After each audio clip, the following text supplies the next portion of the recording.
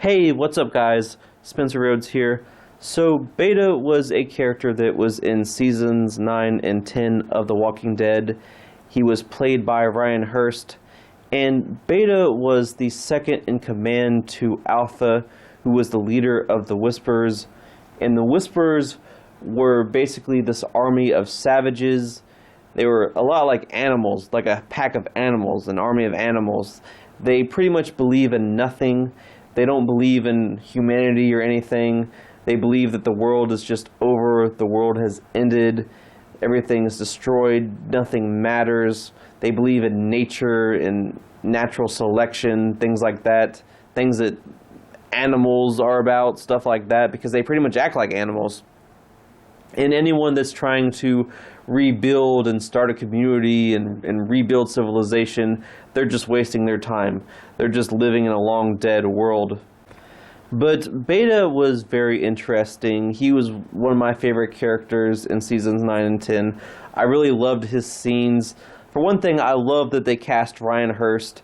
That was just absolutely perfect casting. I loved him from Sons of Anarchy.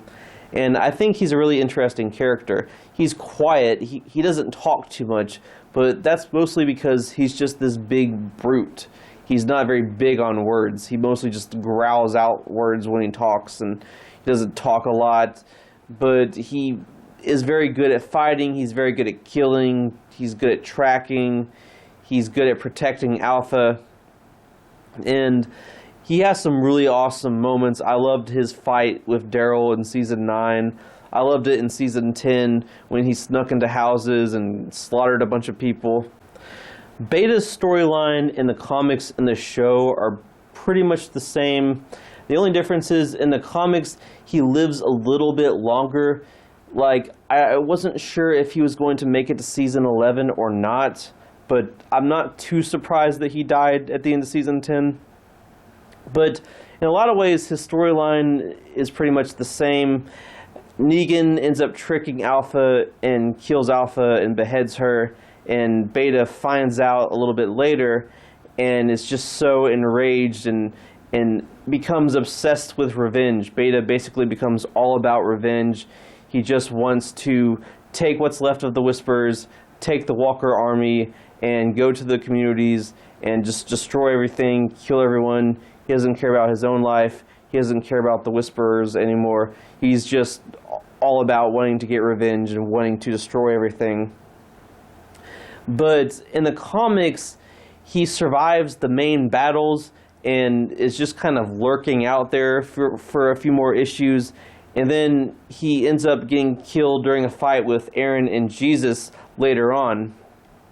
So as far as the comics and the show go, he could have made it to Season 11 because he could have survived the battles and had been lurking out there, like lurking out in the forest for a little while, sort of like the Governor did in Season 4. But it wasn't too surprising that he ended up dying in Season 10. I kind of anticipated it. I was sort of 50-50. But the interesting thing is he does die a little bit differently. He ends up getting killed by Daryl because they had been building this rivalry with Daryl and Beta, and also with Beta and Negan. But they pretty much built up Beta having this big fight with Daryl or Negan, or maybe fighting both of them. And a lot of fans, myself included, were really looking forward to this big final confrontation between these characters. There would be this big 5-minute, 10-minute long dramatic fight scene, and then maybe Beta could die. But what ended up happening was Beta and Negan just have this little tiny fight, and then Beta almost kills Negan, and then Daryl stabs Beta's eyes out. And I'll admit, Beta's death scene in and of itself, the death scene itself is cool, with Beta and his eyes just being destroyed and pulling the knives out of his eyes and just embracing his death and embracing the walkers devouring him, all happy and everything, like he's just at peace. And the way they edited that with the flashbacks of Alpha and everything, I did really like that. The problem is the big final fight scene that had been built up for over a season, especially with Daryl. We knew ever since season 9 that Daryl and Beta really did not like each other, and that they were probably going to have another big fight scene. And we had been waiting and waiting and waiting for that, and it seemed like the writers were teasing us with that.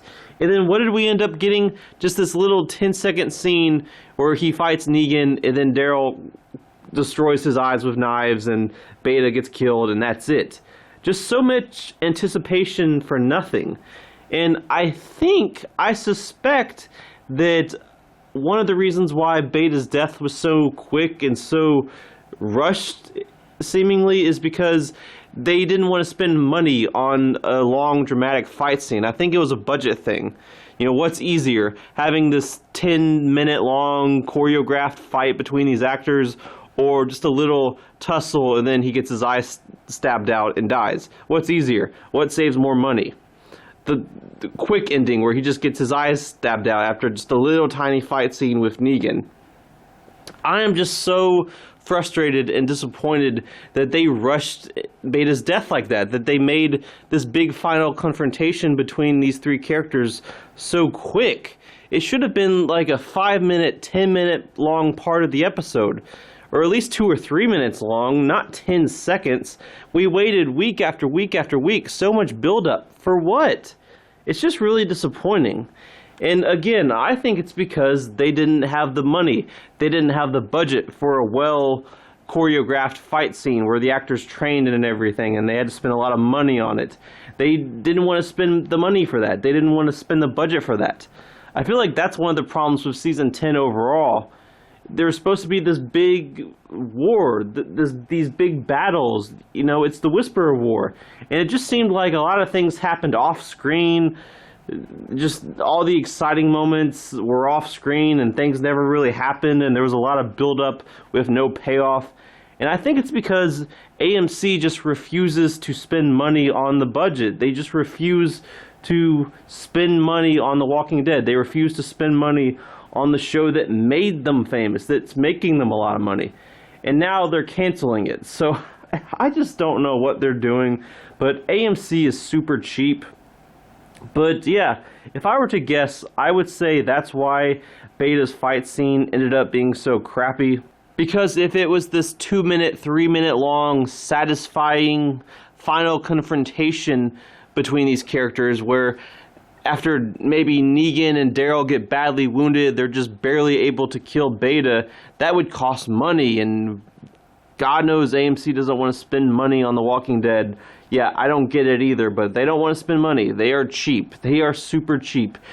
You can ask anyone. AMC has a reputation for being super, super cheap. In my opinion, they are one of the most cheap corporations ever. Just a lot of the issues with The Walking Dead has been because they refuse to give the show a proper budget. At the end of the day, there's only so much you can do with a low amount of money when you're making a show that requires a lot of special effects and a lot of money to be spent on big crazy things happening, because there should be big crazy things happening. It's The Walking Dead. But AMC doesn't want to give them the budget for that. So you end up with a little 10-second scene where Beta just throws Negan to the ground and then he gets his eyes stabbed out by Daryl. Why does it happen that way? Because it's easy and doesn't cost a lot of money. So overall, my issue with Beta's death isn't that he doesn't make it to season 11, or he's not lurking out there for a long period of time and then comes back. Because I feel like that kind of would just be repeating the Governor, because then that's what they did with the Governor, you know? The Governor, he was out there, he was lurking around, and then he comes back and he wreaks havoc. And I really don't want Beta to just be like the Governor done over again. He's just out there, then he comes back a season later or half season later and kills someone. I'm okay that they didn't do that. I'm okay that he doesn't make it to season 11, that he did die at the end of season 10. And I do like his final moments where he's embracing his death and everything. But what makes it kind of suck is just the final confrontation with Negan and Daryl. There should have been so much more. There's so much more they could have done. I think it's a budget problem. They just didn't want to spend the money. AMC is cheap and they just suck. But yeah, so overall I would say that the biggest problem with Beta is that final battle, that final fight with Daryl and Negan. Not the fact that he dies.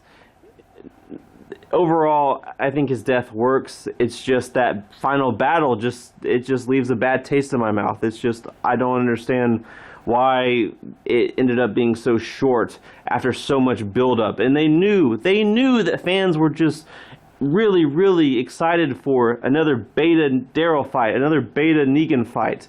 And they just didn't give us much of a payoff, and I don't understand that. But overall, I'm okay with Beta dying in Season 10. I just wish that they had actually handled the final confrontation better. Anyway, that's all I have for this video. Let me know what you think in the comments below. And as always, don't be shy. Hit that like and subscribe. I'm not going anywhere. I make 1 to 2 Walking Dead videos per day, so please hit that subscribe button. Right now we are at 879 subscribers. My goal is to try to get to 1,000 in the next few months. So just remember, every subscriber counts, every bit of support matters, and is very, very appreciated. Hopefully we can get to that goal of 1,000. Anyway, with all that said, I am Spencer Rhodes, and I will see you guys later. Bye.